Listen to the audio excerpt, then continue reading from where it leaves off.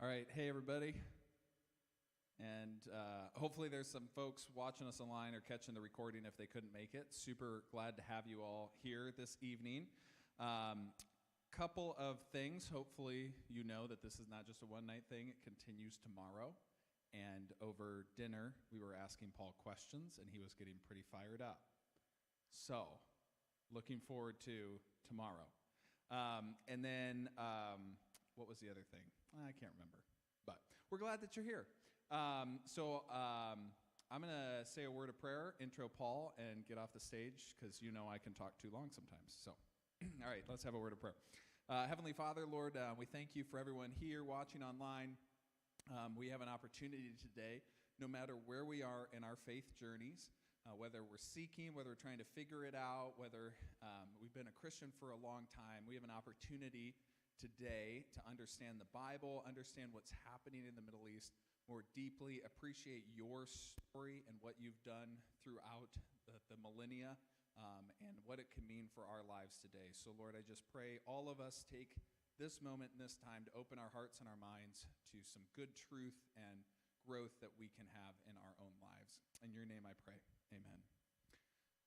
So for context, I met Paul in 2019 and Diane when I went to Israel, and they have a program through the college of bringing pastors or parishioners, so that's all of us, to Israel for 2 weeks for like a semi-academic but semi-tour experience. So it's not like you go and you can do a lot of tours, and we definitely bumped into those along our journey, but we also went to places that the tours just don't go, because I think, I could be wrong, but my perception was, unless there was an academic reason, like, you know, it wasn't the most spiritual of places to be, but it was very interesting when it came to understanding the Bible more deeply, and so I really appreciated those aspects of it.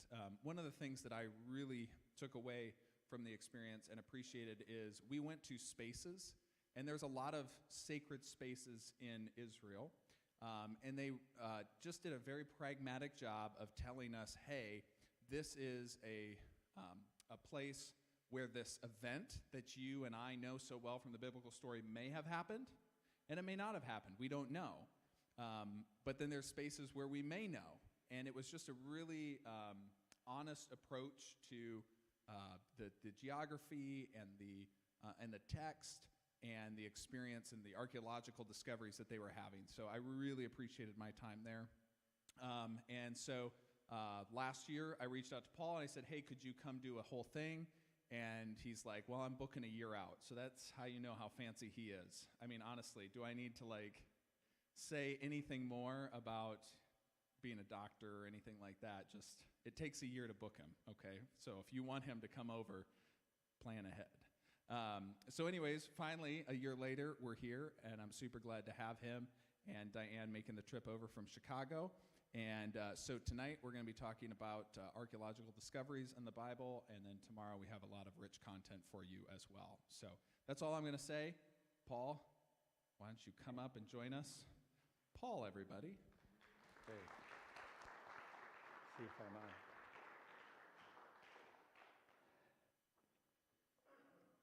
Great. Wow. It's good to see all of you. And whoever put the ropes up, thank you. Thank you to bring everybody forward. My grandfather, who grew up in a church in Sweden, a Swedish Lutheran church, he said when they got into the church, the only place to sit down, the whole sanctuary was empty, except the back had the 2 pews in it. So people sat there.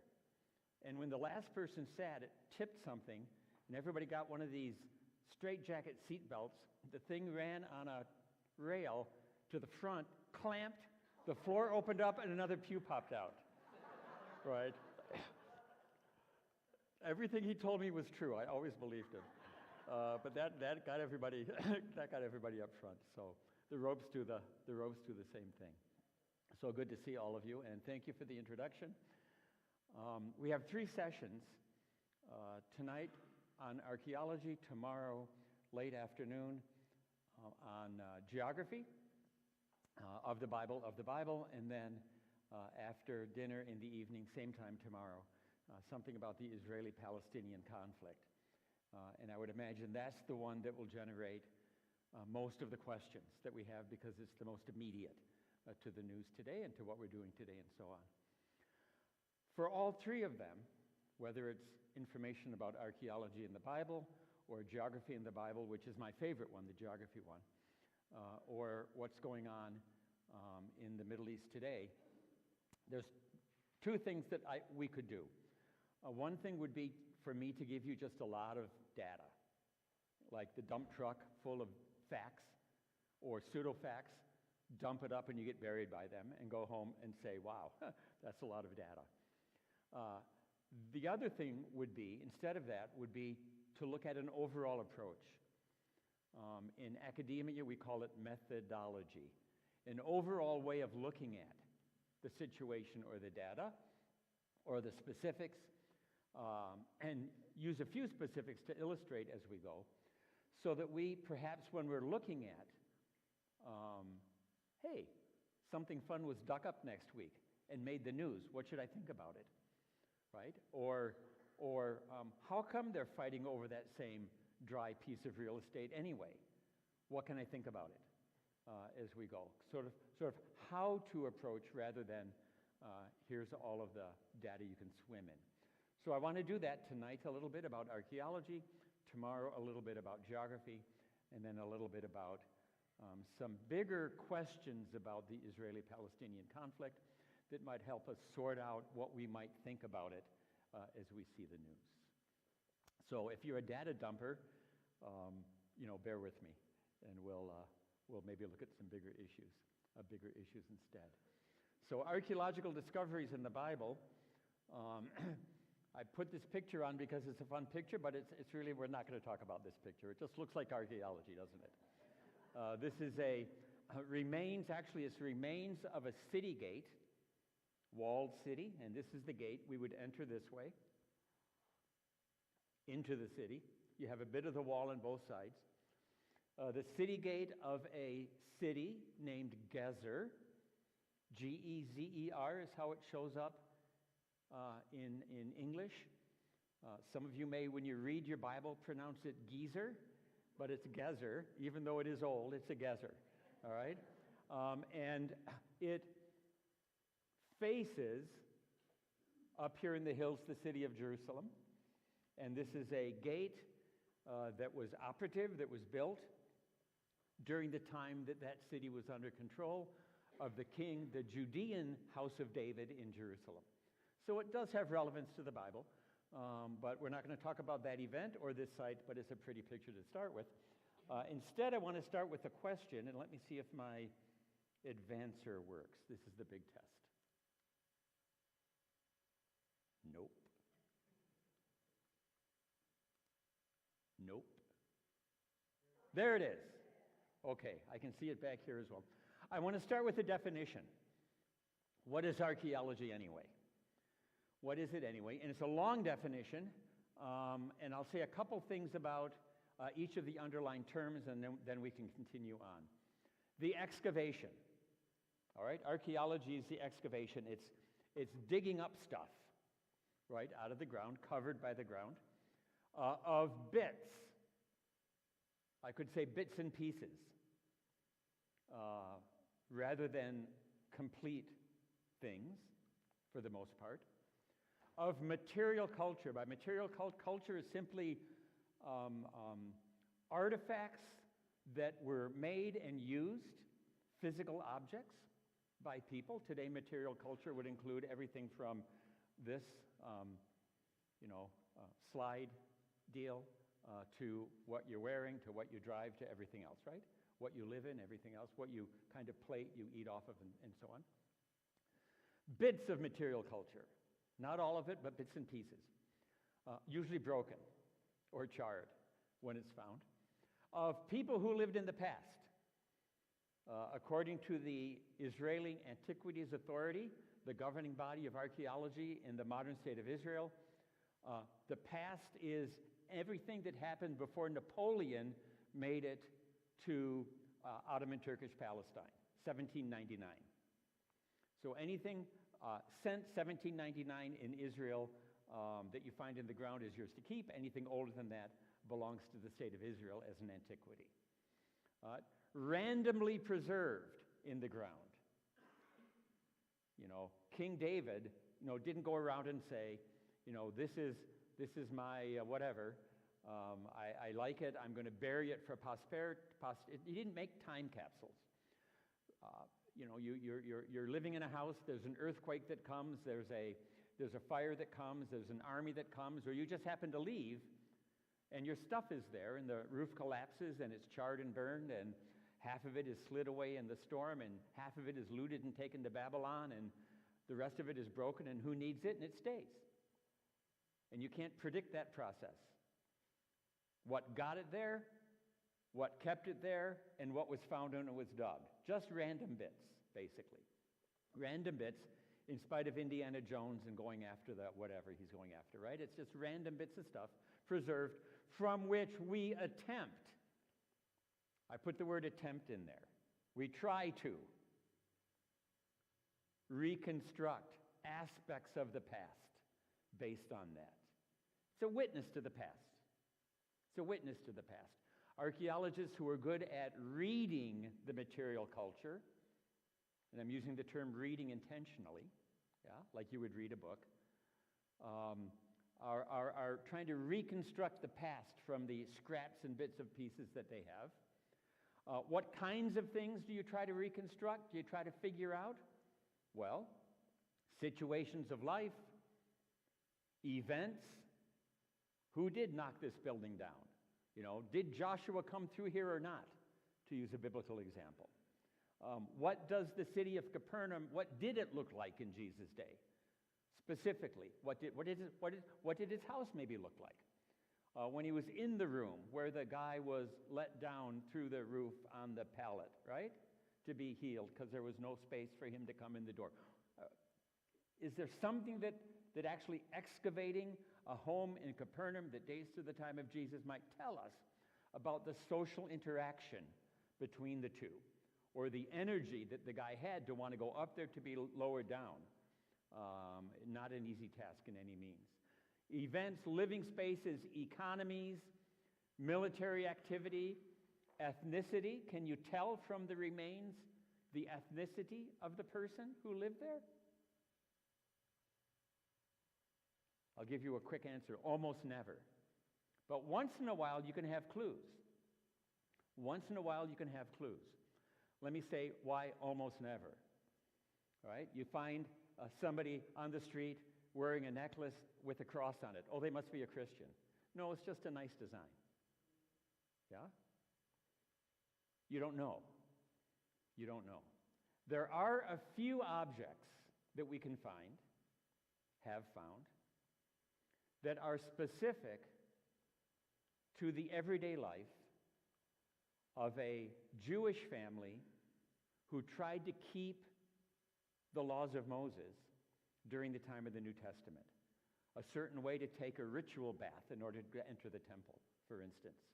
Or a certain kind of plate to eat off of, so that it would remain pure, ritually pure, so that you could then enter into holy space and holy time. Enter into a holiday time like tonight is Yom Kippur. Day of Atonement starts at sundown tonight. Or enter into temple. These objects, if you find them, almost certainly it was a Jewish family from the time of the New Testament who was observant, who was religious, for instance. But that doesn't happen much. That is to say, most objects are not specific to ethnicity or belief, but some are. Religious beliefs, motives for doing things. We can back up a bit. I said I wasn't going to talk about this picture, but maybe I will. Let me back up a bit. Oops. Back one. There it is. To build a massive gate complex that has a thick wall coming off both sides of it, on the edge of the slope on which the city was built, and a gate complex that had 1, 2, 3, 4 different gates as you go through that you can close off to stop an enemy, says something about military activity, about offense and defense. Yeah? How many people do you put on the front line, offensive line, if you have a defensive line that's going to get your quarterback? Those kinds of questions you can ask about archaeological material. What kind of an enemy strength would be attacking this? What kind of defense do you want to have to keep them out? And as long as you've got these places where the doors are opening and closing, put rooms there so that in peacetime, this is the only entrance in and out of the city. Everybody comes and goes this way every day. So that in peacetime, this is the high rent district for a shop, for selling onions in the marketplace, or if you have a court case, no backroom, deals being made.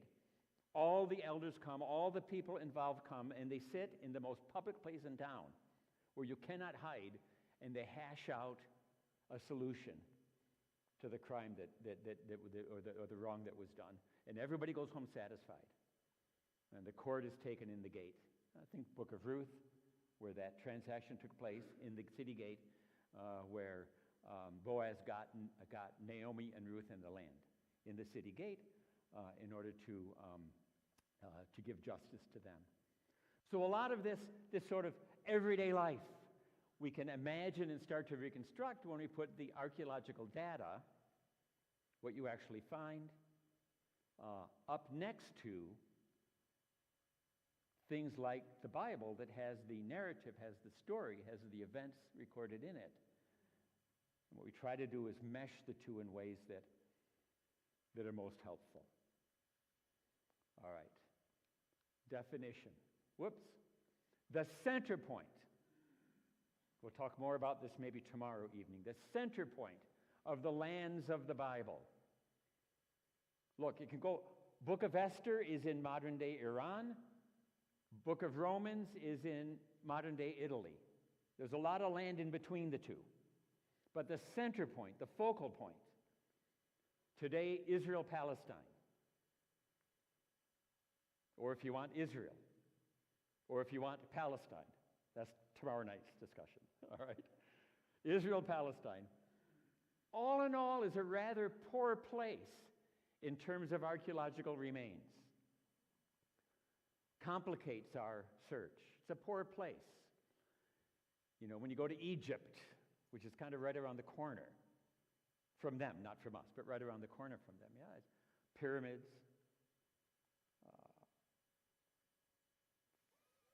5,000 years old and still standing. And many other strong monuments that even though they've faced the ravages of time, are still above ground and able to be visited and looked at even before they're reconstructed. Go through Turkey, go through Greece, go through Italy, many parts of Europe, parts of Southeast Asia, parts of Central America, and lots of fun stuff still above ground that you can see and look at. Magnificent temples or palaces or religious institutions or military things or houses and all kinds of fun stuff. Rich and vibrant cultures that we can imagine from them. Come to this land, pretty flat, pretty empty, almost nothing sticking out of the ground. And what's left, even when you excavate, is almost nothing. Small little bits and scratches. That complicates it for us. Whoops, back up one. Don't read that yet. This has to communicate with there it is. The center point of the lands of the Bible, Israel-Palestine, is a rather poor place in terms of archaeological remains, yet the accumulation of data, the stuff in the dump truck I'm not going to dump on you, but the accumulation of data, the things that are being excavated constantly, is always expanding. Every year. Far more is excavated in a 2-week season at one site in ancient Israel than can be looked at and examined and figured out and published over the next 50 weeks of the year. All right? We always lag behind in getting the stuff out. Always expanding to the extent that it is far beyond the point where any one person can know and understand what's going on. So we have specialists We have specialists. We're far beyond one authority saying, I control the data. It's too much. It's too much. I won't dump it on you. I'll give you a way of looking at perhaps some larger specifics. What also complicates, I'll put this in quotes, what also complicates things is that most people who are interested in the archaeological remains of the land of ancient Israel are so because of this book. All right? Because of if we didn't have the Bible, we wouldn't care about the archaeology of the land of ancient Israel. Of course, we'd be at a loss for a lot of other things in life as well, right? But we certainly wouldn't consider that little scrappy part of the Mediterranean desert there anything worth looking at all. The reason I say complicates it is this. This too is a witness to the past, right? It's also a textbook and guide for the present and for the future, but it's also a witness to the past. It's also a witness to the past. It's a record of events. It's a record of people's commentary about the events, like the Psalms are singing about David, right? They're not telling us about David except through song about him. The prophets, people like Isaiah and Jeremiah, are talking about their own situation and their past to help people get ready for the things that are happening to them, once in a while throwing a trajectory into the far future for us as well. But it's a record of the past and commentary on the past, the record that God wants us to know about his chosen people in a chosen place. And why it's a complicating thing is because many archaeologists in the land of ancient Israel, in Israel, Palestine, who are excavating the land of ancient Israel, are not Bible believers. They take this book and say, oh, this book is, it's not relevant. It's too much a story of religion and not enough a story about what real life was like. Something like that. And so they put it over here on the table intentionally. Maybe at best, it can give us some kind of a general feeling about what life was like. But Joshua, that's just a story people tell. All right? Now, this is not my position, all right?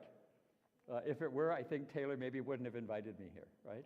This is not my position, but it complicates the way that the data is presented, the way that we read about it in the newspaper. We have to say, now, who's actually the archaeologist, and what are they actually trying to dig up? And what are they trying to say as they're trying to understand the past?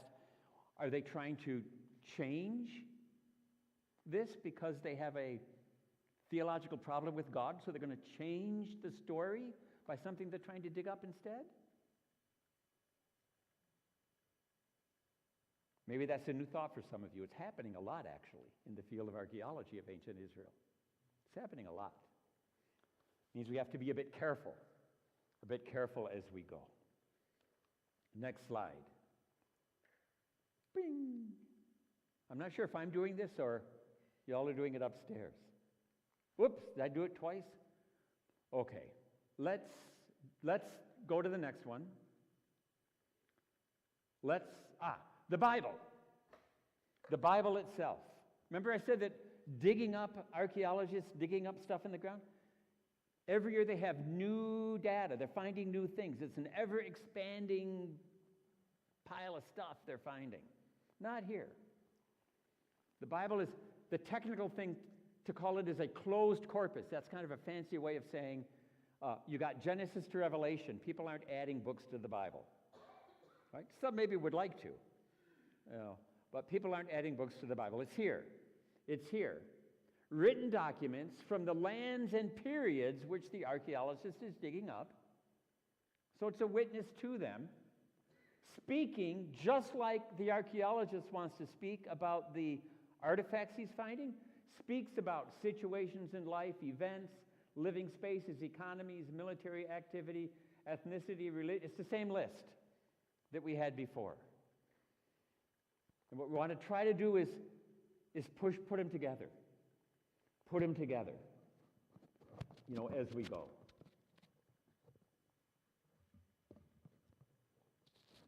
What's expanding about the Bible, it's not the number of books we have. We have 66, right? Yeah. What's expanding about the Bible is ways it's being interpreted. Yeah? Ways it's being interpreted. So how can we keep our interpretation solid? How can we hold fast to biblical truth? How can we look then back at stuff that's being dug out of the ground? How can we see ways that will help us fill in, explain, enrich our understanding of the Bible, not so that we're changing our interpretations per se, but understanding, filling them out better. Filling them out better. How do we do that? How do we do that? That's a big question. Let me give you maybe some examples here. This isn't working. Where's my guy in the booth? There we are. Maybe you can switch this for me. It's not working. There it is. Okay. Here, I'm not sure. Did I do that or did you do that? I don't know. We don't know. We don't know. The Spirit moves how it will. The Spirit moves how it will. Okay. Here's an archaeological site. The technical word here is tel, T-E-L. Skip the second L. T-E-L. It's a biblical Hebrew word. It means mound, not hill. A hill is a God-made feature on the ground. A tel is a person-made feature on the ground, made up of layers of time, layers of settlement over time. Here's the deal. A guy comes along, let's say 4,000 years ago. A guy herding sheep and goats has a goat hair tent to live in, moving along with the seasons, looking for a place to live and settle down for a bit, finds a spot that has water running sometime during the year, maybe most of the year. You can tell you have that here because in the front of the picture we've got some reeds and things. The soil looks pretty good as well.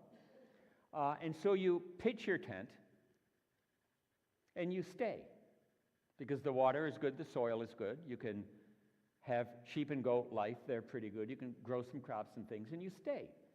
1, 2, 3, 4, 5 generations. A couple hundred years you stay. You start to bury your parents here. You start to conceive and raise your kids here. They bury their parents here. And pretty soon the ground becomes sacred to you. It becomes special to you. You stay, your family gets larger, maybe a few dozen people now, maybe a couple hundred people now, extended families, you marry your first cousin, the whole deal. You realize that the soil can actually be packed into bricks and you can build permanent structures out of mud. All right? And so you do that. And then along comes something you can't control. Something you cannot control, either a significant change in climate, either an enemy coming in, either a disease happening, maybe an earthquake, something happens, and everybody's gone. And another 100 or 200 years later, the same thing happens again. Or maybe the great-grandkids come back, they remember the place where, and the name is there from their great-grandfather. And they decide to live in the same place. And what happens to a mud brick house that's collapsed? What does it turn into? A mud brick house that was there 100 years ago that collapsed turns into a pile of mud. Smash. But this is holy ground to you. And so you build on top of it. Maybe there's a tiny corner left that you start to build off of again, and you're slightly higher than you were before. Maybe only 2 inches off the ground, but slightly higher. Over a couple thousand years, this thing is going to raise in elevation. Maybe the larger situation is such that you can actually start to build in stone. Maybe there's a trader coming by and brings material culture, material goods from far down the street, or maybe across the river, or down in Egypt. And maybe you say, I don't want to marry my first cousin, and you want to marry, the daughter of the stranger who came in. And the ethnicity changes a bit, and the material culture changes a bit. And pretty soon the elevation goes up, and to get to the place you climb the slope, and then you realize, oh, there's an enemy. What can we do to fortify this place? And so you build a wall around the top. Maybe this happens 3, 4, 5 times. This is a tell. Tells went out of business. That is to say, the last settlement on top of a tell in the land of ancient Israel, other than the Romans building a temple up there 2,000 years ago, they tended to go out of business around the year 400 BC, which is still 2.5 millennia from now. Pretty far in the past, yeah? But these are wonderful things to excavate. This is the core of ancient Israel, to excavate tells. Let me see if I can change one more slide here. Nope. There it is. Here's a kind of a layer cake kind of look at it. Layers in time, you see. The higher you are, the more recent. The lower, the more ancient, typically speaking. As you go, there's other diagrams on here, but you can see that sort of the challenge of the archaeologist is to come into there, start to identify these layers of time, these material cultures, start to gather enough material from each one to recreate the living spaces, to say something about the situations in life and the ethnicity, and does it match the Bible or not? These kinds of questions. Next slide. Maybe it's just easiest for me to say next, and I'll leave this alone. This is an example. This is a place that maybe some of you have heard of, Megiddo. Many people identify it with Armageddon in Revelation 16. You can see here the tell used to be up here. And when the teams, mostly from the University of Chicago, came here in the 1920s and 30s, they found 25 layers. 25 layers of time down onto a cultic site, which now has been removed because they're going even deeper as we speak. The Jezreel Valley beyond, some call it the Valley of Armageddon beyond, a massively significant site with layers of time throughout the entire time of the Old Testament. Next slide. I'll just leave this down. This is what you look for. You see the soil here is a little different color than down here and up here. You see that? Easy to see, yeah? What color would you say this is, this middle layer? Gray. Ashen.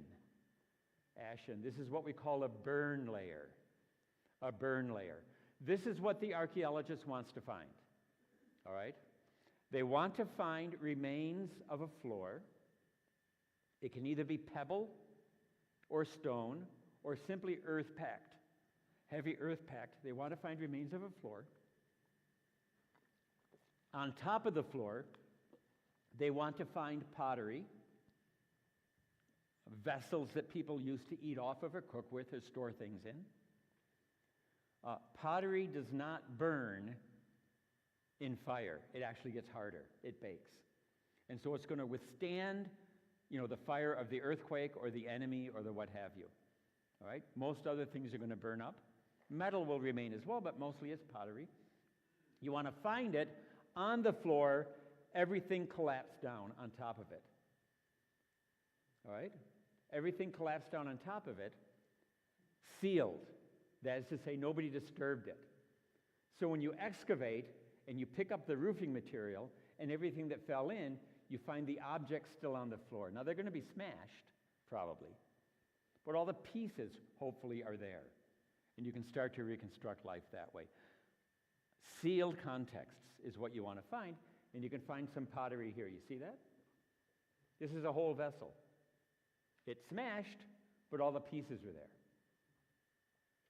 All right, that's going to be significant. Let's look at the next one.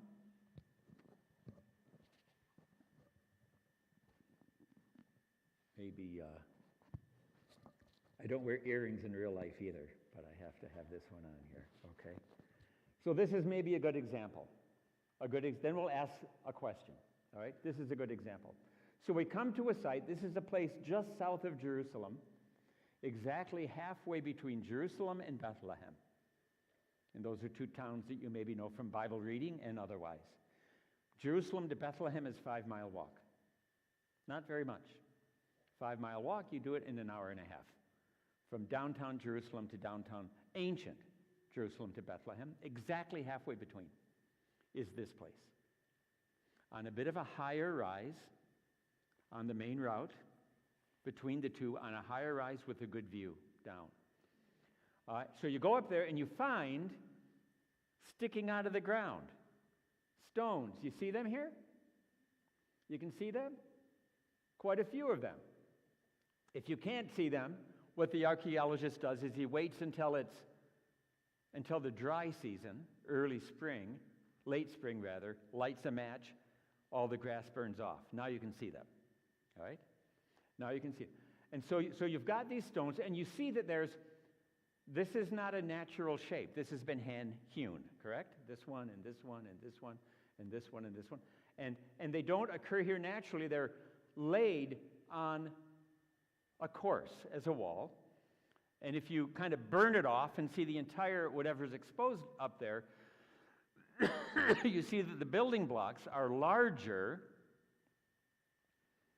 than a person would have in a common house. They make a wall longer and a living space bigger than what would be in a common house. And you say, we must have something important. Maybe it's a palace. Maybe it's a temple. Maybe it's a something. Maybe it's a marketplace.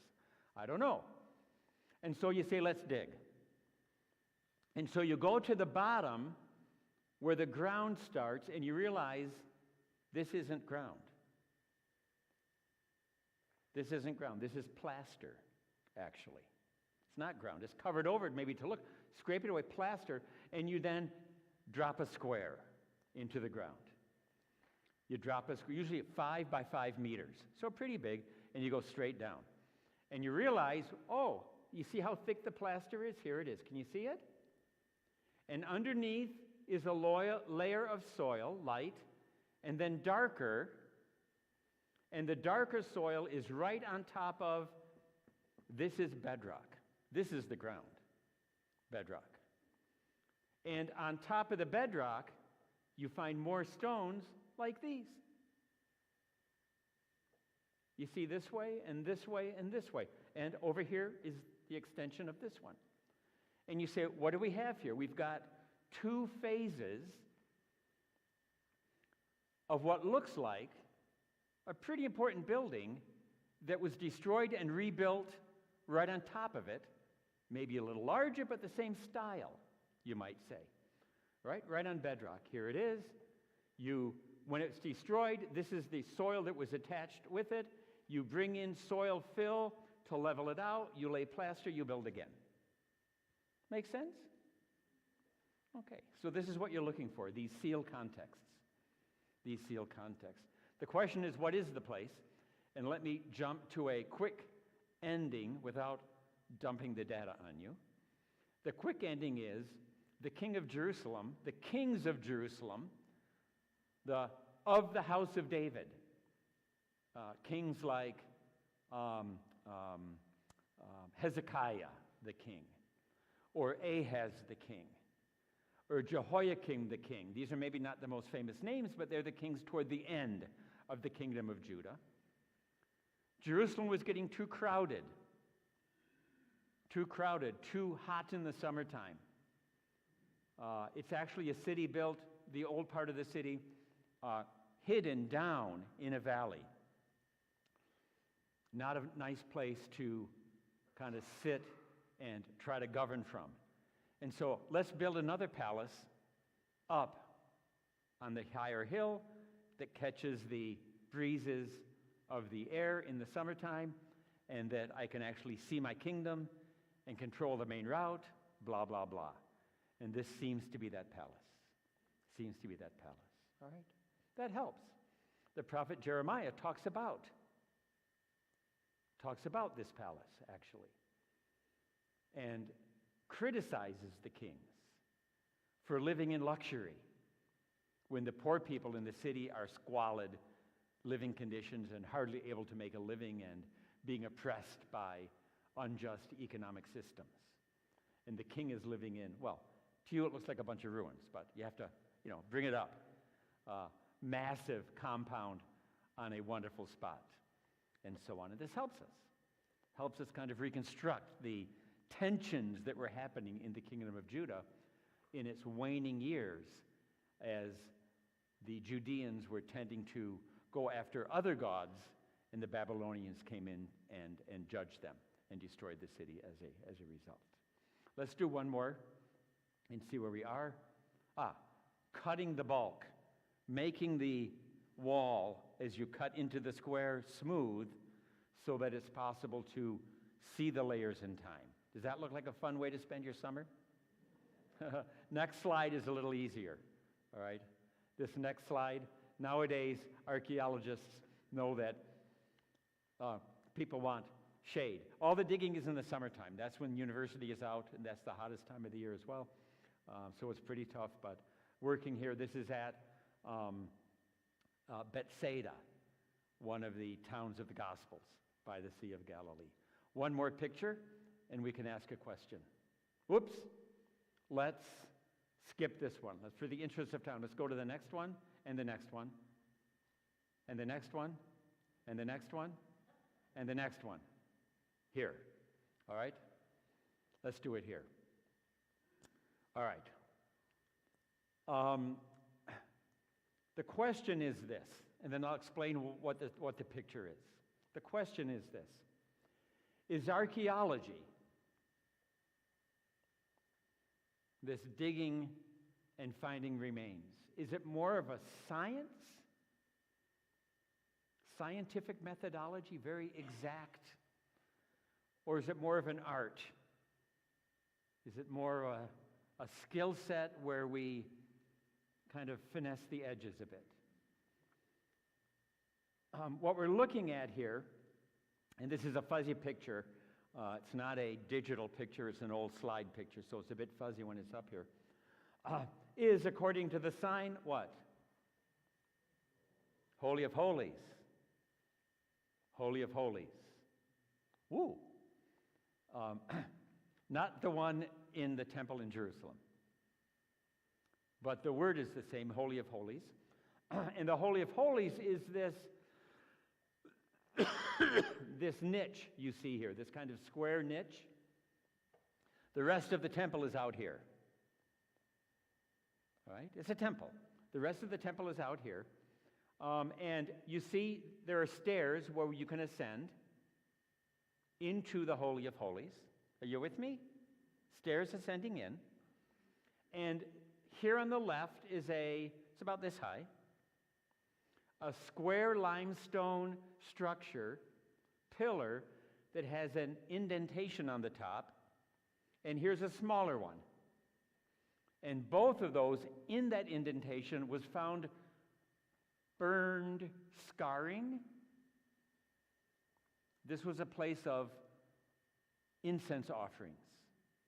This is an altar of incense offering spot.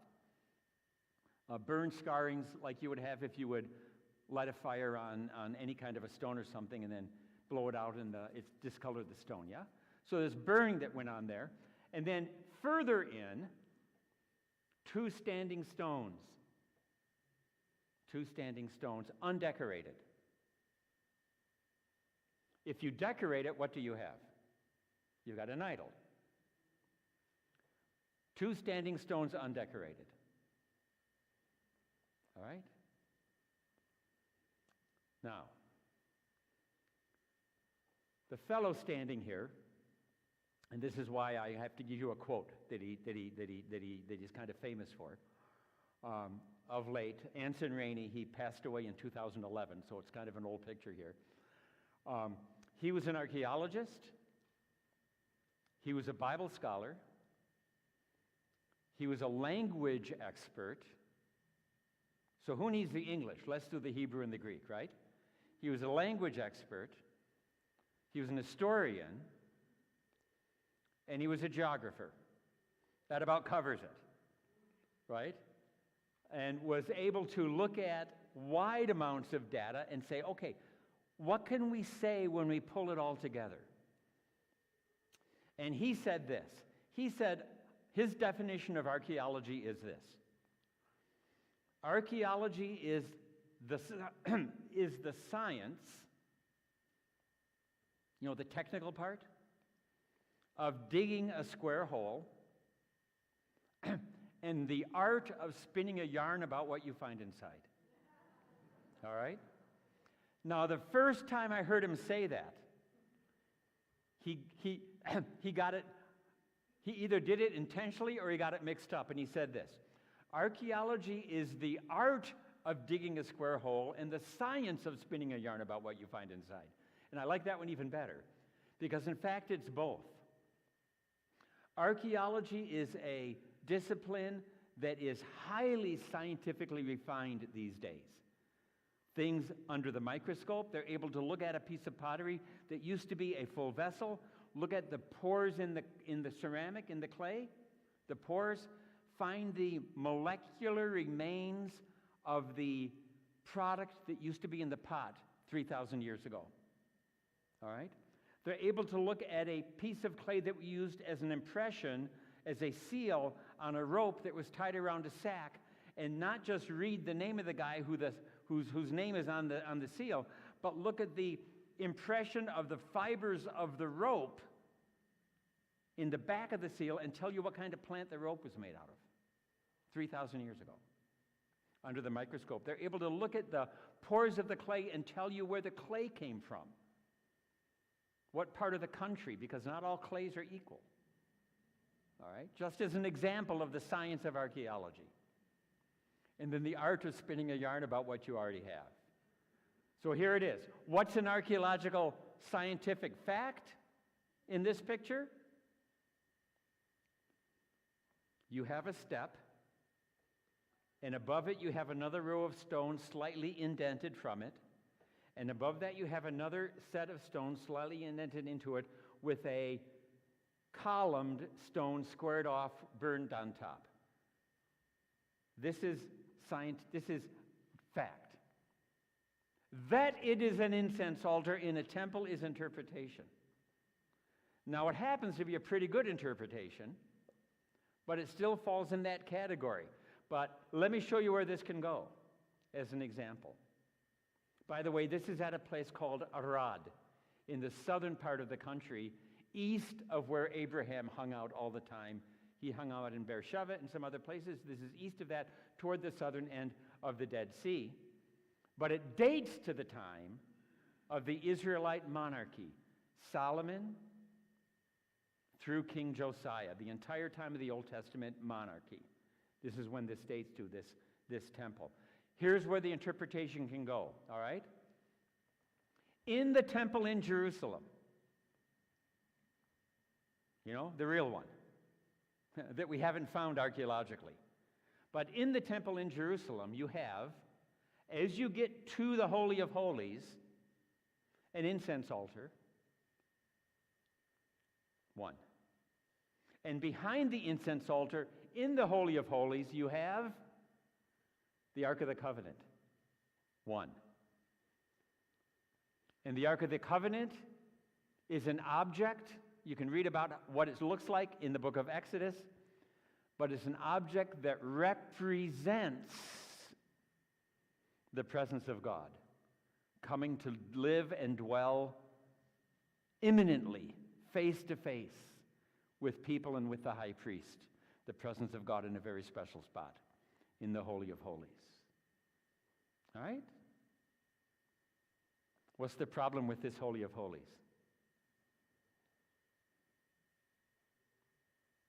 How many incense altars do you have? how many places where the Ark of the Covenant would be, but here it's represented as a unidled, as a undecorated standing stone. How many do you have? How many deities are worshipped here? How many deities are worshipped here? You see, and this is now the art of spinning a yarn of what you find inside. You get it? This is a temple, the Holy of Holies in a temple, in a rod, a temple that was part of a fort of Judean soldiers sent down under the sponsorship of the king of Judah. It's official. It's an official spot under the sanction of what's going on in Jerusalem. And you got two. So what are you going to do, oh archaeologist or oh Bible reader, when you find data, you see, and need to spin a yarn about it? What do you do? As an example. Let me give you some examples of what people have done, all right? Oh, this book, don't believe it. This is what we found. This is science. We don't need to believe this book. All right? Some people choose to stand there. What's another thing we can do? This is a holy book to us. It's the Word of God. Let's see if we can't sense why this might have happened. All right? Huh. You know, when you read Bible carefully, the book of 2 Kings in particular, there's long discussion in the book of 2 Kings when the northern kingdom of Israel falls and when the southern kingdom of Judah falls to the Assyrians and to the Babylonians. You get the event, what happened, but then you get, let's editorial insert. Why did it happen? And the reason given is, O you priests, O you kings, O you people have turned your back on the word of God through Moses, and you have gone after other ways. The line is, under the deities on every high hill, under every green tree. The nature deities of the Canaanites, plural. And you've brought them in. In fact, 2 Kings even talks about people in the temple in Jerusalem worshiping more than one deity. And the prophets say, Babylon is coming to destroy it all. You've gone too far away. And it seems to be that there might be evidence of that here as well. All right? Seems to be. This becomes the guide. This becomes the guide. This becomes the guide. This one. This one. Let me give you a third option. Yes, one God. Yes, this is a temple to one God.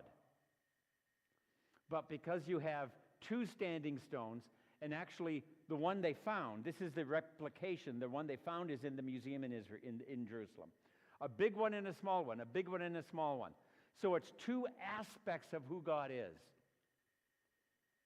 Now what we tend to do when we define God in our own minds, we tend to create God based on things that we know. We tend to make him into an old guy with a big beard. We tend to make him into somebody who's very kind all the time and never says no. You tend to make him into, all kinds of things. We do the same thing with Jesus, by the way. When I was growing up and going to my Methodist church down the road in rural Illinois, Jesus wore a suit and had a thin tie and a short haircut, and voted Republican and blah, blah, blah, blah, blah, right? And so on, and so on, and so on. Not to pick on anything, but there it is. We tend to create, and by doing that, if we create God in our image, if we create Jesus in our image, it means I'm okay as I am. Doesn't matter. He's on my side. I don't have to change, you see? Maybe what's happening here is the same thing. Some have said the big altar, that's the He-Man part of who God is, when he has to be tough. And the little altar, this is the kinder and gentler God, when you need to snuggle up a little bit, right? And things are going bad. And so depending on what your situation in life is, you either go there or there. Same deity. There's a third interpretation about what this might be. The answer is, we don't know. But you can kind of get all of them, can't you? You can kind of get all of them. You can kind of get all of it as you go. Archaeology is discovering what the Bible says more of an art or a science as well. It's a little bit of both, isn't it? A little bit of both. A little bit of sensitivity to what the Spirit says.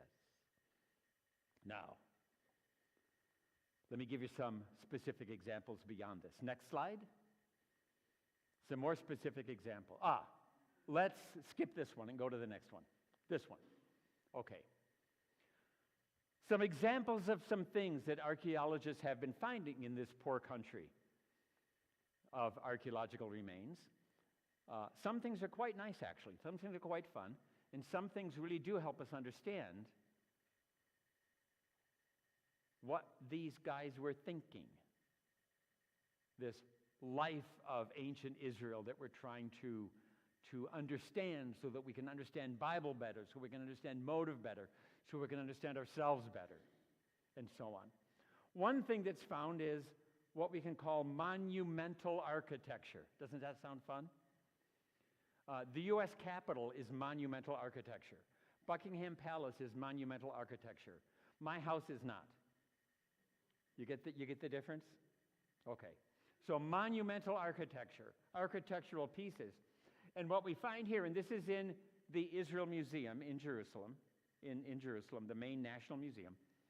I'm talking about this stone and this stone. This one and this one. You see the design here? It has this kind of circle coming out to the left and a circle coming out to the right. Can you see it on the diagram? And this little triangle on top. Can you see that?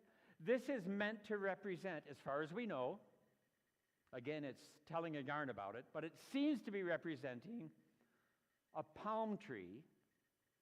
If you look at the top of the palm tree, the leaves start out like this, and then they fold over like this, like so. But you can't do all of that in stone, so they make them curl around. Otherwise, the stone will be too thin. The book of 1 Kings describes, for instance, what the architecture and decoration of the temple in Jerusalem was like. And among other things, it says, in stone, decorated as a forest that had palm trees in it. All right? These were not found, though, as part of a temple. They were found as part of a palace. In other words, you take this top of the palm tree, put it as the top of a pillar. And what you've done is you've taken then the tree and brought it inside and made it part of your house in a permanent way. The palm tree in ancient Israel was a symbol of fertility and strength. The palm tree is a tree with a very strong and straight trunk, at least the ones that grow there. Very strong and straight.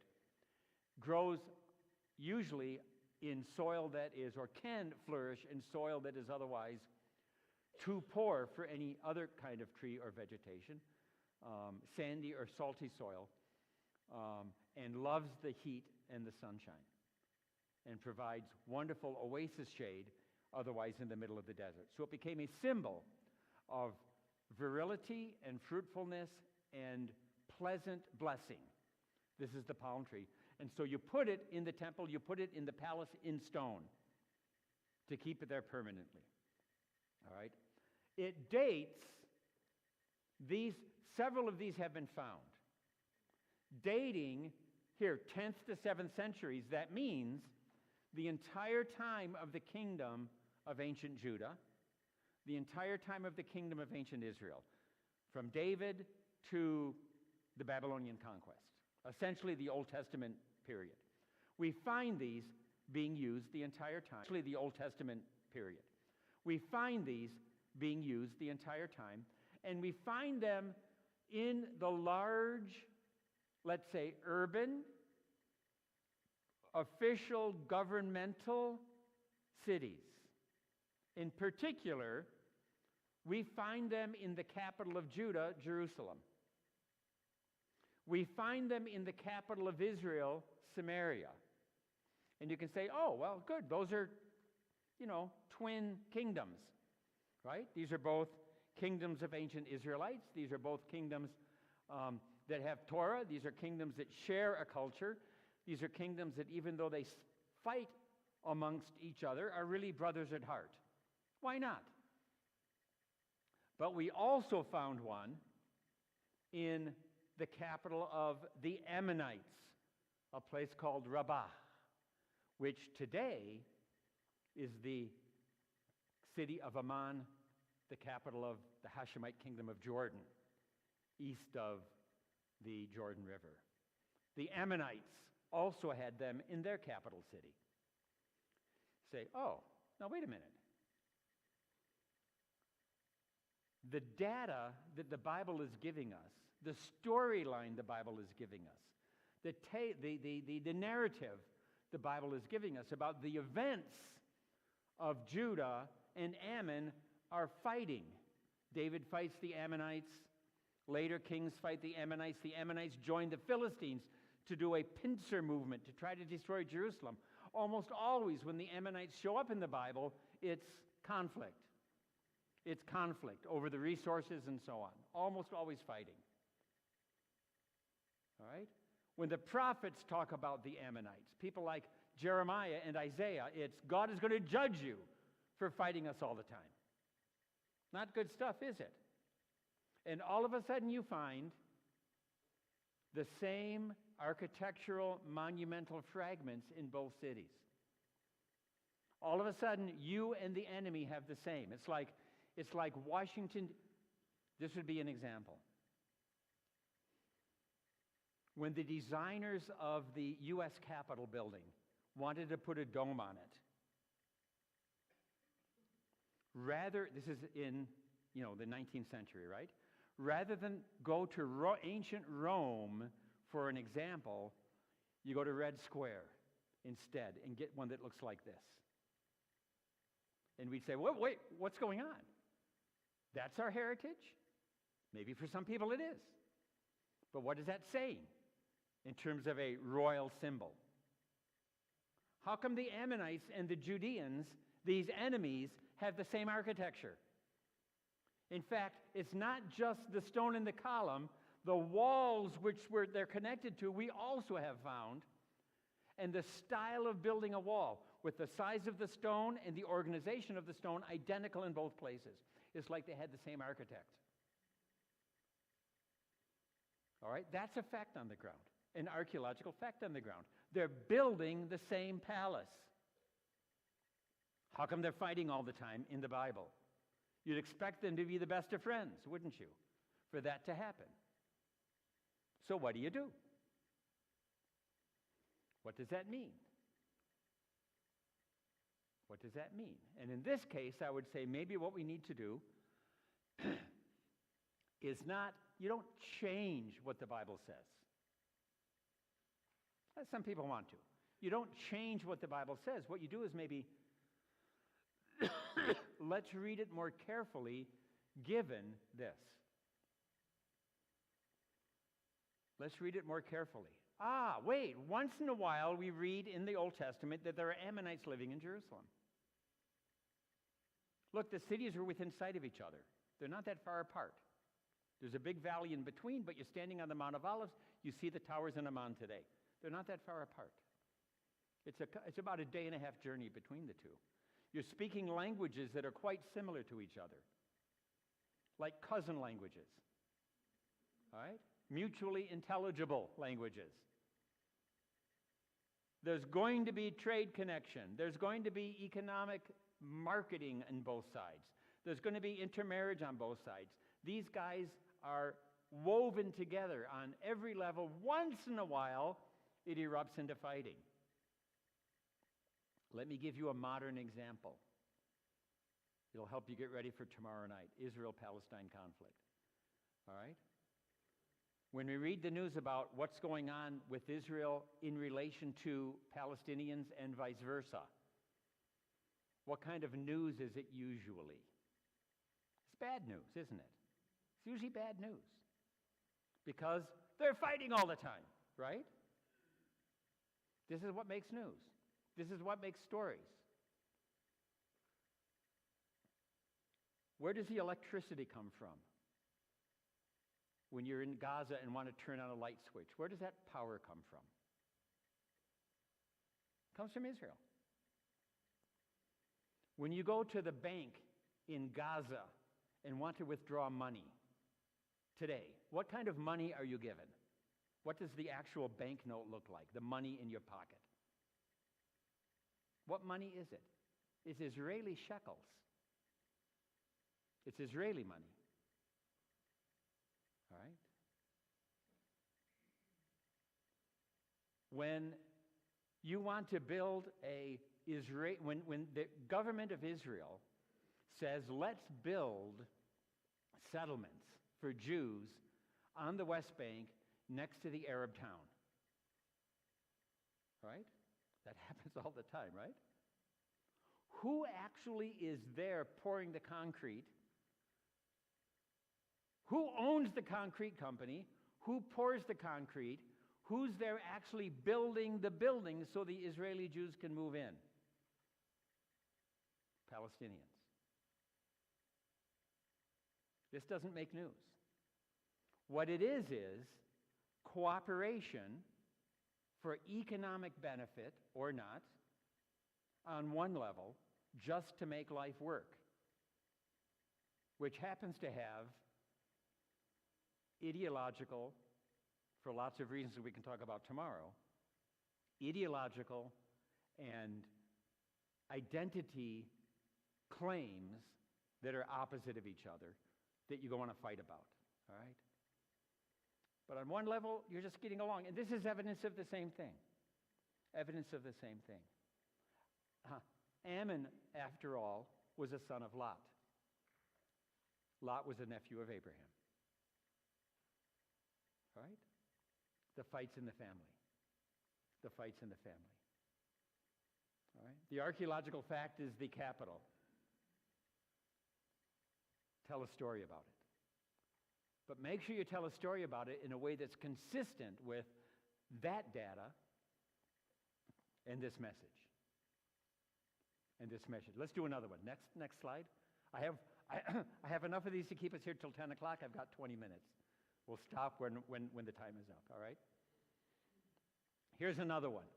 What we have here, and here, and here, and here, and here, and here, these are pieces of clay. They're this big.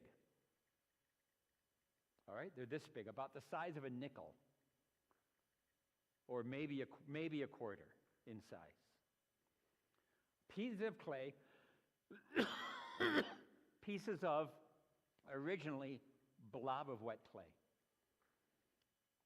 And if you were writing a letter, if you were a scribe, okay? First of all, literacy is very, very low. Maybe 1% of the people can read and write in ancient Israel. Maybe that many. It's going to be very low. So you have a business transaction. Maybe you want to rent some sheep from your neighbor. Maybe you want to buy a plot of land. Maybe you want to use the plot of land for your crop this year. Maybe you've taken a shine to your neighbor's daughter for your son. And even though they're both 6 years old, they're going to get married someday. And you want to make all of this formal. So you write it down and go to a scribe and they write it down, and they're a formula for contracts, quite sophisticated, and you write it down. And then maybe it's an agreement between kings about national trade. Could be anything. You write it down on the parchment, either the leather of a sheep or a goat, perhaps, or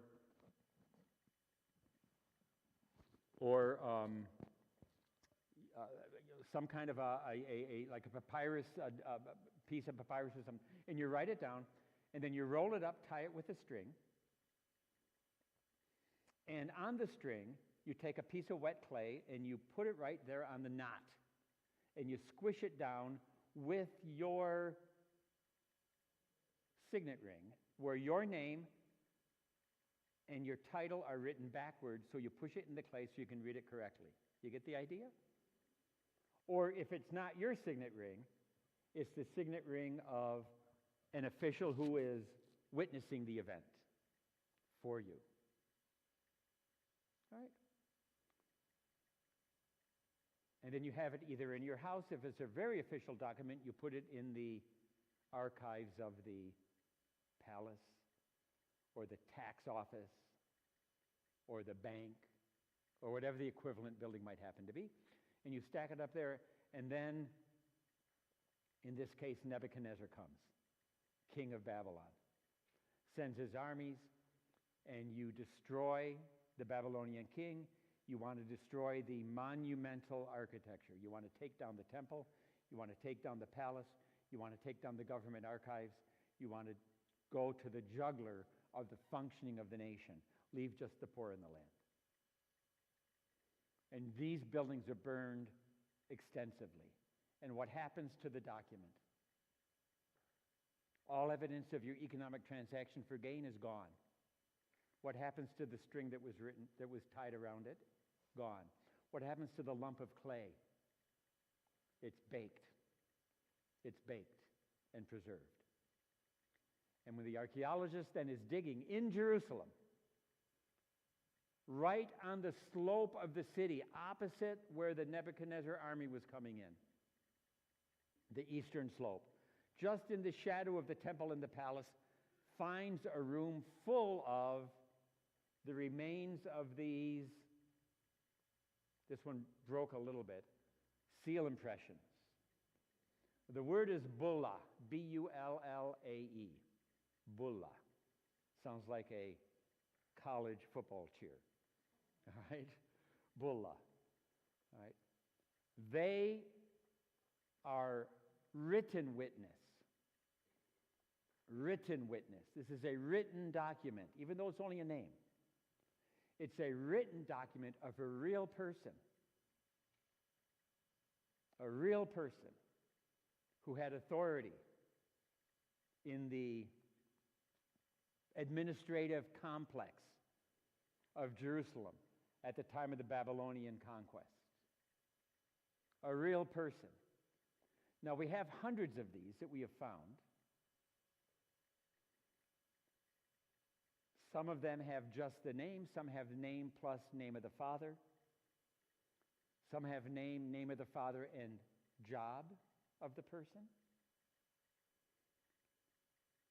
And you can start then to group them, and maybe you have one of the name and name of the father, and you have the father's and his father's name. And you can, with occupation. And you can start to put together family lineage from these, or family trade from these, jobs that these people had from these, for instance. Sometimes you have one with fingerprint on it. That's a personal one. You've got the fingerprint of a Judean who lived 2,500 years ago. You've got his fingerprint, right? You just scrape off the DNA and see what you can do, right? I mean, these things become extremely personal. You're touching somebody. And this particular one here, here's a drawing of it. You read it this way. It says, belonging to, in other words, the document fell under the responsibility of Gemaryahu, son of Shaphan. Now, I bet you've never heard of those names before, but if you've read your Bible, you know these names. You know these names. Our English Bibles don't say Gemaryahu, that says Gemariah instead. And so what I want to do is look at Jeremiah chapter 36. Jeremiah chapter 36. all right? Jeremiah chapter 36 is a story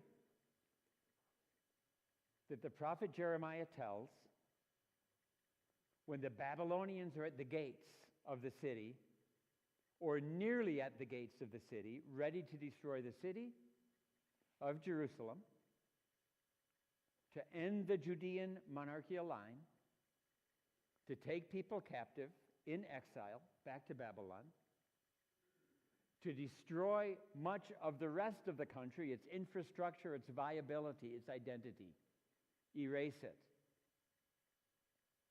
And they're at the gates. They're ready to do this.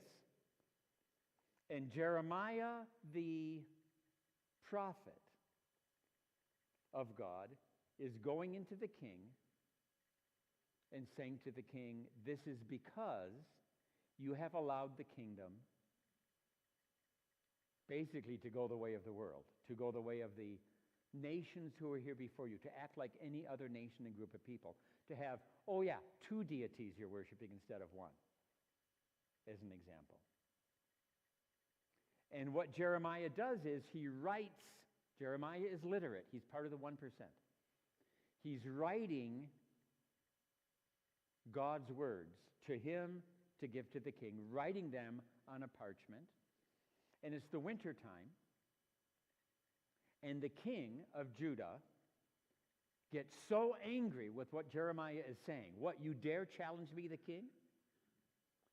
That every time Jeremiah finishes reading a section of the scroll, the king takes his knife, cuts it off, and throws it into the fire. This is what I think of you and your God. Right? Where did that happen? Where did that happen? It happened, we read, actually it was Jeremiah's scribe Baruch who was doing the reading of Jeremiah's words. Verse 10, Baruch was reading to the king from the book of the words of Jeremiah in the house of the Lord, in the temple, in a room in the temple that belonged to Gemariah, son of Shaphan the scribe. In the upper court, by the entry of the new gate, in the Lord's house, to all the people. A very detailed description of a particular spot within the temple where the king dared take the autographed copy, original copy of the book of Jeremiah and throw it in the fire because he didn't like what it said. And that happened in the room where this guy had his authority hung out. Okay.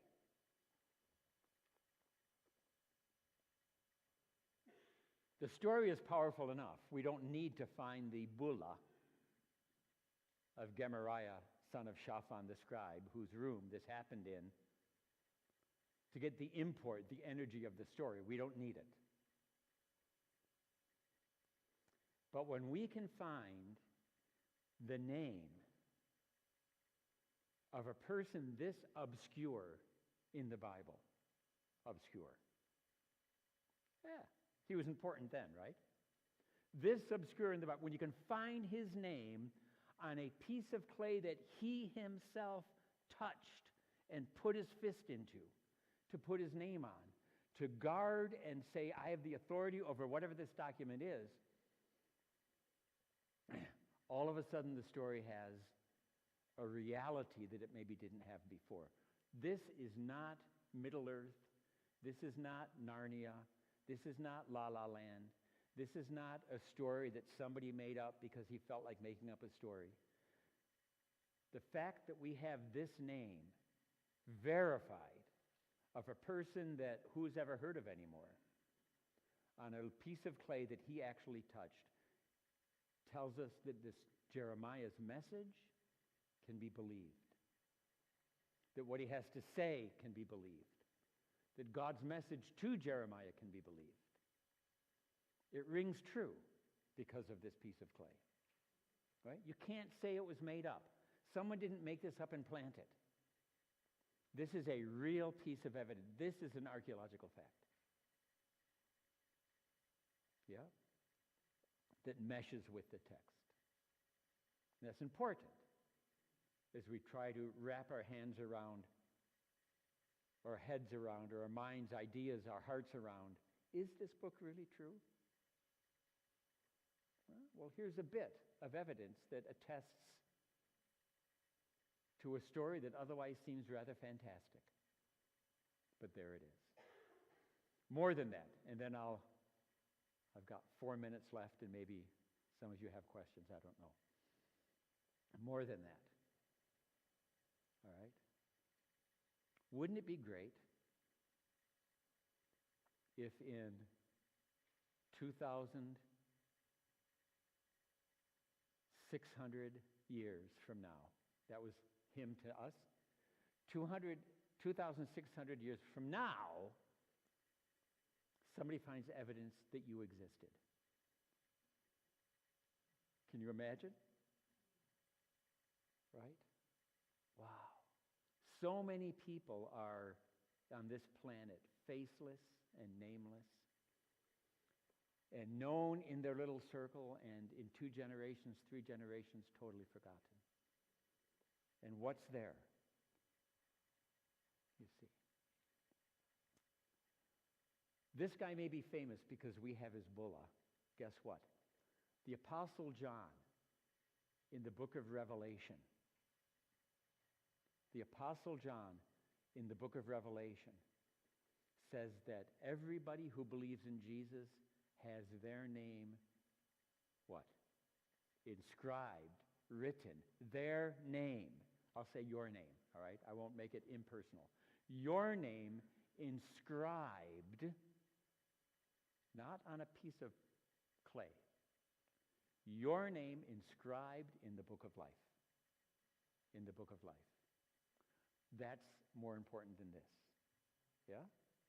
As important as this is, to give veracity to the text, to have our name on the book of life is even more so. Even more so. And you can have that. So, all right, it's already been an hour and a half. We did a little bit of big picture. What can archaeology do? Is it how much technical? A lot. How much interpretive? A lot. But I always want to make sure that when the subject is archaeology of the Bible, that we start with Bible. That's the document that we have that we're trying to understand and make sense out of and hold near and dear. And to the extent that we can, archaeology then becomes a tool or a witness, sometimes to specific events, like this guy. Sometimes just to general living conditions. Yeah, like the Bedouin who had the tent and put up a house and started the tell. Yeah. But becomes then a discipline that allows us to understand and comprehend the way that God, in a very physical, material, experiential way, chose to interact with people then and continues to now. Continues to now. So, all right. There's more that we could do, but we'll leave it there. That's maybe enough for one go around. Questions or comments?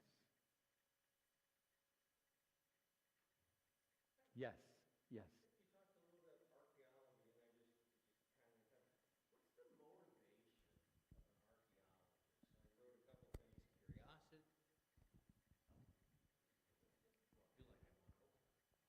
I feel like the price is right. Come on down. Oh, okay. Talk to me about the motivation of an archaeologist. I mean, they're out there, they're digging, hot, it's dirty. I assume they're getting paid. I assume the archaeologist is Christian. Are they Muslim? I just wrote down things. Is it curiosity, affirmation of what we know? Is it determining what the truth? Or can you speak to that a little bit? I'll try to do it briefly. That's a massively large and complex question that you're asking. All right. And it's all of the above, depending on who the archaeologist is. When archaeology began as a thing, when it began as a thing. And it's really relatively new, 100 century and a half. It's not that old as a thing. When it began in the land of ancient Israel, it was because people were interested in this book and looking to uncover remains of the past that helped us understand the book. Some would say in order to prove the Bible. I don't think you need to prove the Bible. I think it's there, right? Some to illustrate it, some to whatever. But Bible people, seminaries, and Bible professors basically paid the bill. The excavations were funded by seminaries and other schools, even the University of Chicago. The Oriental Institute was very much connected 100 years ago, still already very much connected with the world of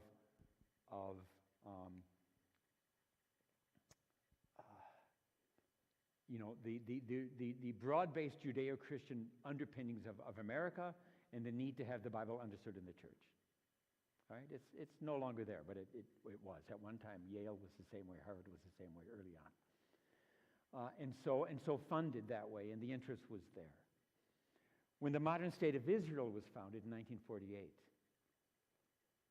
the earliest Israeli archaeologists at that point as well, even though they're Jewish, not Christian, very interested in recovering, rediscovering, and opening up the Jewish past in the land.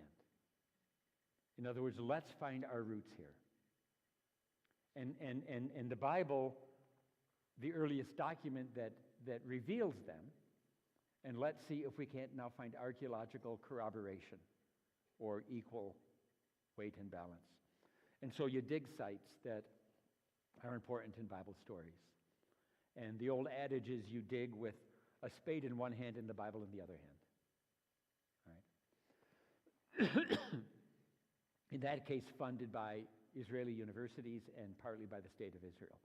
But it was to help find their national identity, which is grounded in the experience of ancient Israel in the land as it's described in the Bible. So Bible very connected with it. Does that make sense?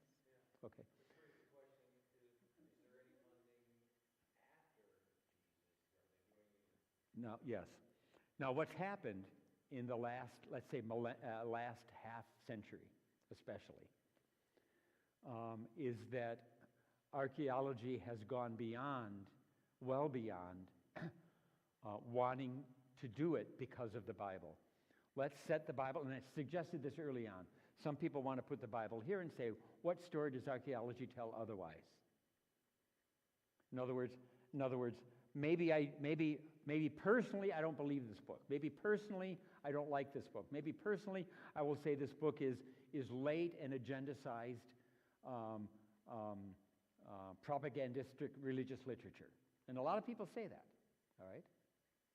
So I'm going to leave it there. It's not going to help me. I want to see what the land is going to reveal of itself. I want to dig of itself. I want to make my reconstruction of the lives of the people who lived here, Israel being one of them, Canaanites, Moabites, Ammonites, Greece, Rome, everybody else. I want to understand how they came to be and saw themselves through the eyes of their material culture, not what some guy said about it later. Okay, so they would have a very different, if I were that, I would have done this very differently, right, tonight. We wouldn't have really looked at this at all, and we would look at other kinds of sets of data, not the Bible corroboration kind. And there it's like any other discipline. Why is somebody interested in Shakespeare? Why is somebody interested in plumbing? Why is somebody interested in high tech? Yeah, you're interested in it. This is what you like.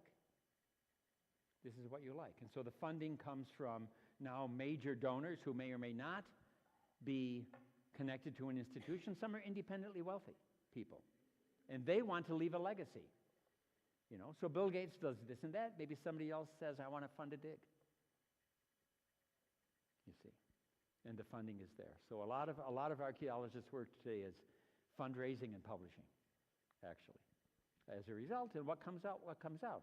Now, the newspaper, the media, for better or worse, right? The media? Yeah.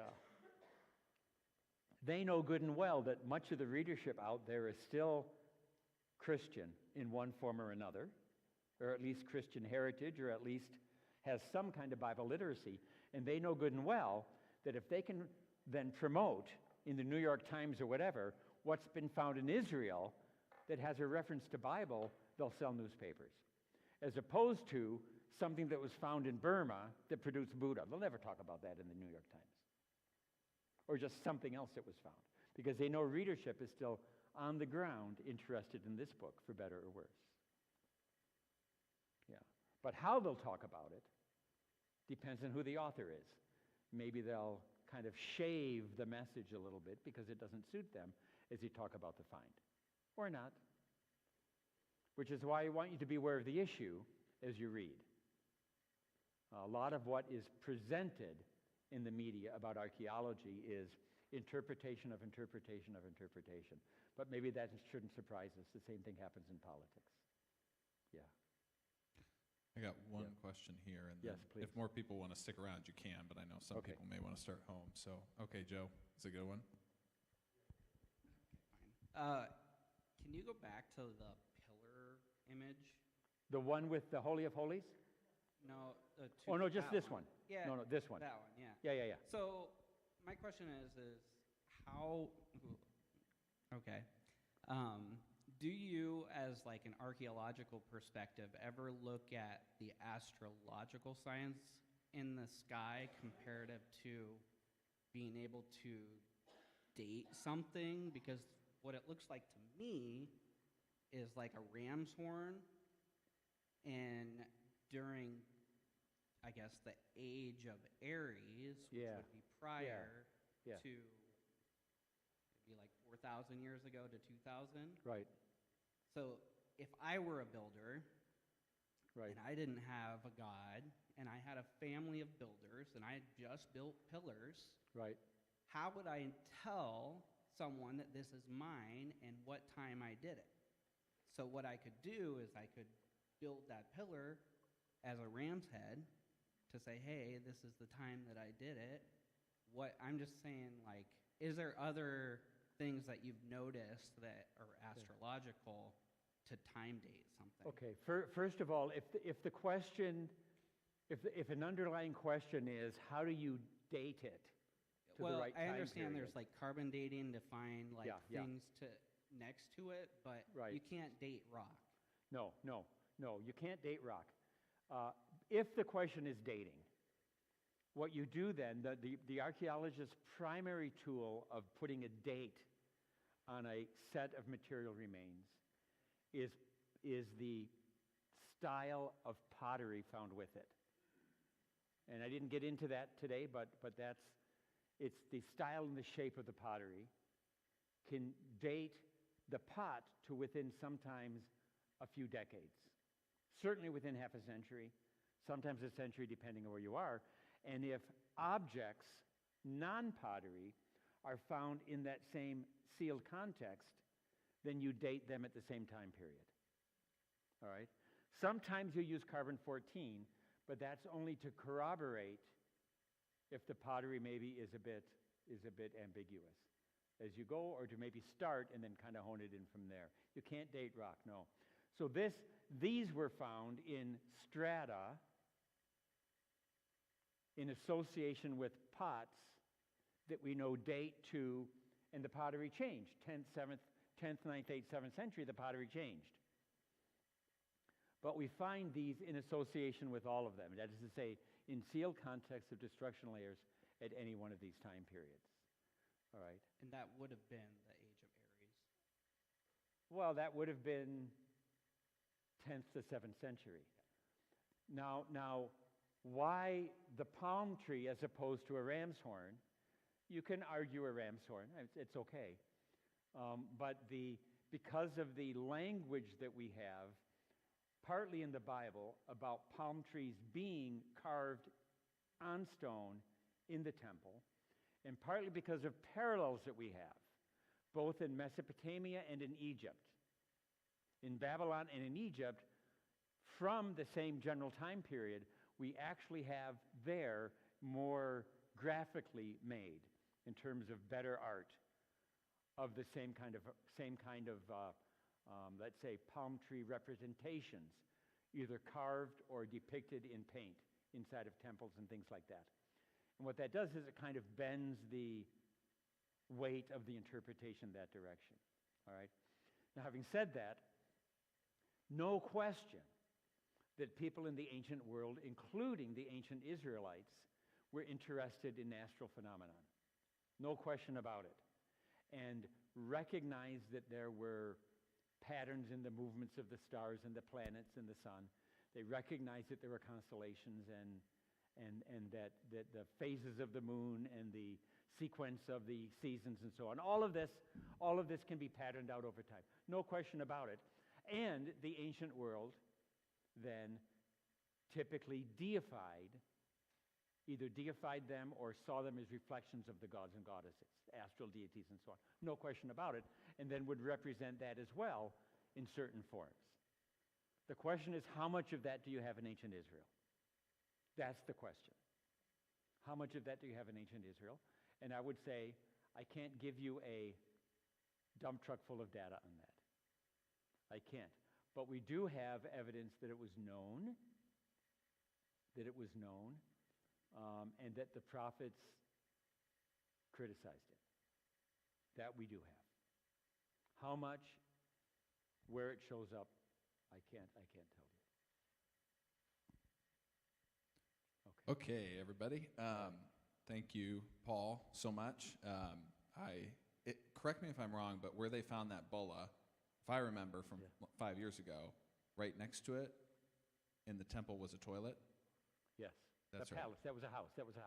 It's a a toilet house. seat. A toilet and seat. there's a toilet, yeah. Which archaeologists love because the earth underneath the hole in the toilet seat can tell you what kind of parasites the people had. Yeah.